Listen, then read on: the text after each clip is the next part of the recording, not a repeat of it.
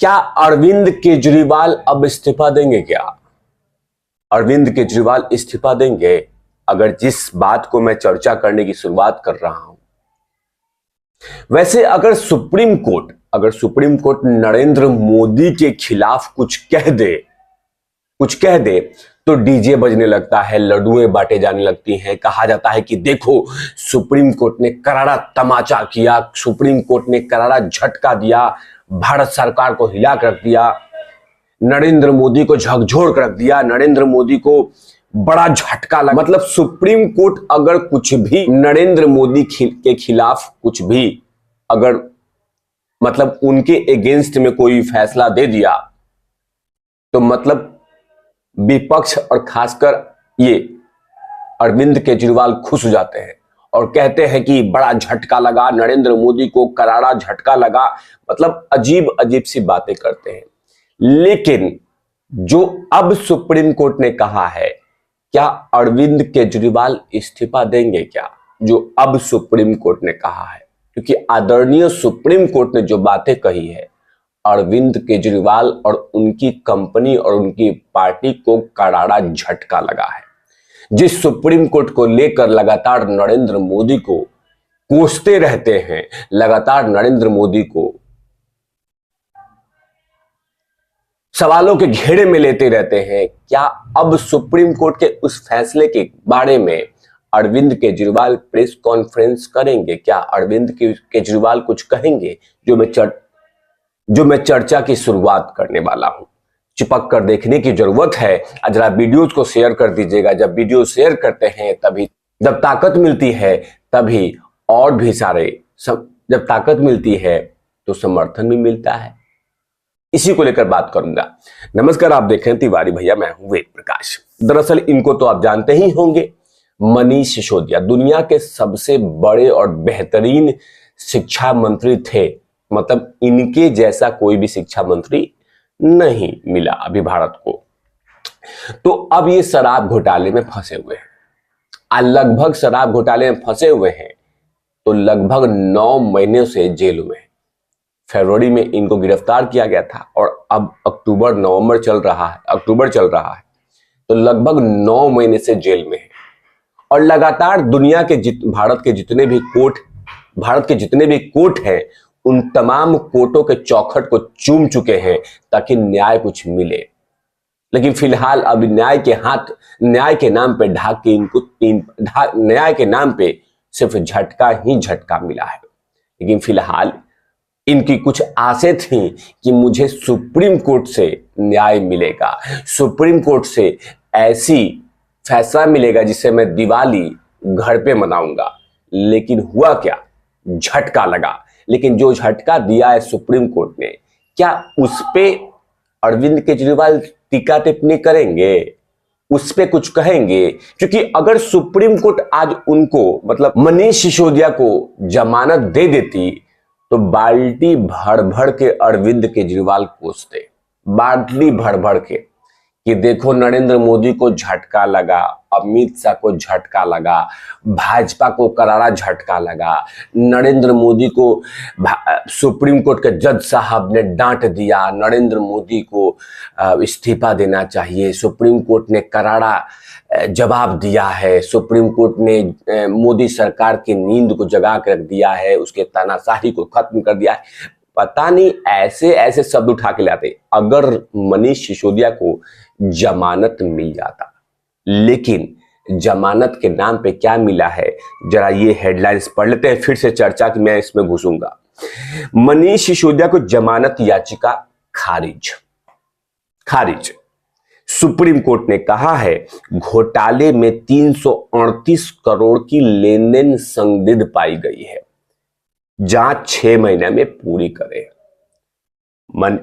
अरविंद केजरीवाल जी कुछ कहेंगे इसके बारे में कि नरेंद्र मोदी आदरणीय सुप्रीम कोर्ट के जजों को भी खरीद लिया है, फोन कर दिया था कि जज साहब मैं नरेंद्र मोदी बोल रहा हूं, जरा मनीष सिसोदिया की फाइल आई है, जरा सा उसको खारिज कर दीजिएगा।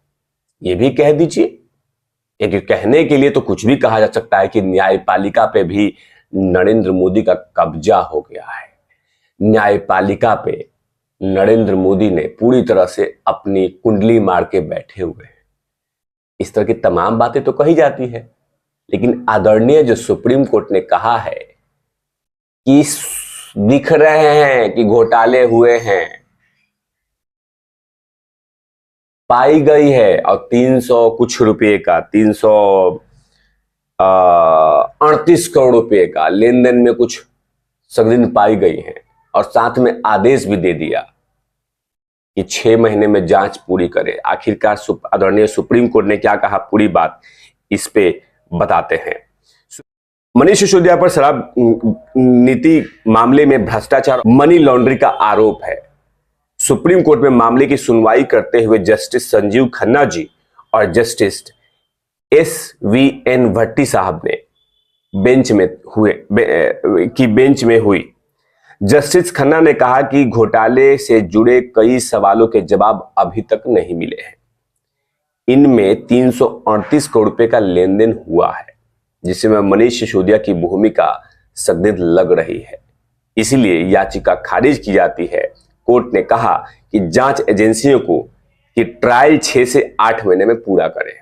अगर देर होती है तो सिसोदिया को जमानत के लिए दोबारा अपील कर सकते हैं।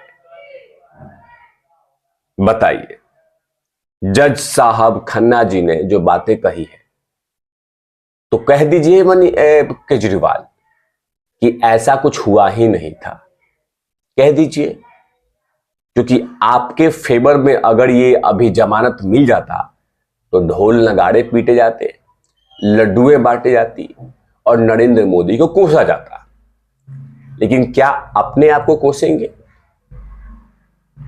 या इस्तीफा देंगे? क्योंकि आप तो हमेशा से कहते हैं कि घोटाले तो हुए ही नहीं है, भारतीय जनता पार्टी जानबूझ के फंसा रही है, मनगढ़ंत केस कर रही है, हमें खत्म करना चाहती है।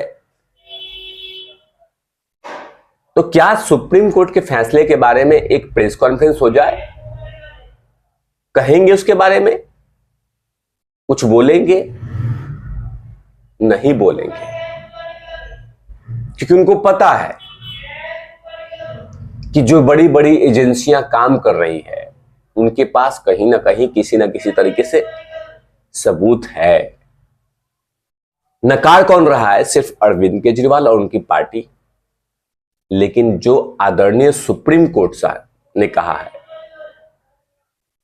जो आदरणीय सुप्रीम कोर्ट ने कहा है, उससे साबित होता है कि शराब घोटाले के लिंक कहीं ना कहीं दिख रहे हैं। तभी आदरणीय सुप्रीम कोर्ट ने मनीष सिसोदिया को करारा झटका दिया है, लेकिन साथ में ऑप्शन भी दिया है कि 6 से 8 महीने में एजेंसी ने अपना ट्रायल पूरा नहीं किया तो बीच में सिसोदिया जी बकायदा अपनी याचिका के लिए याचिका दायर कर सकते हैं, जमानत याचिका। लेकिन जो बातें सुप्रीम कोर्ट ने कह दी है उससे बड़ा झटका लगा है अरविंद केजरीवाल को, और फिलहाल अभी मनीष सिसोदिया को दिवाली तिहाड़ जेल में ही मनाना पड़ेगा, कि लगातार तड़प रहे हैं बाहर निकलने के लिए। क्योंकि जाहिर सी बात है, जब बाहर निकलेंगे तो जबरदस्त तरीके से कोसेंगे नरेंद्र मोदी को। लेकिन आदरणीय सुप्रीम कोर्ट के आदेश के बाद कहीं ना कहीं अरविंद केजरीवाल के लिए दिवाली से पहला बहुत बड़ा गिफ्ट दे दिया है सुप्रीम कोर्ट ने। इन तमाम चीजों पे तिवारी भैया की लगातार नजर रहती है, और देश में जहां भी कोई ऐसी खबर होती है तिवारी भैया उस पर विश्लेषण करते रहते हैं। चिपक कर देखने की जरूरत है।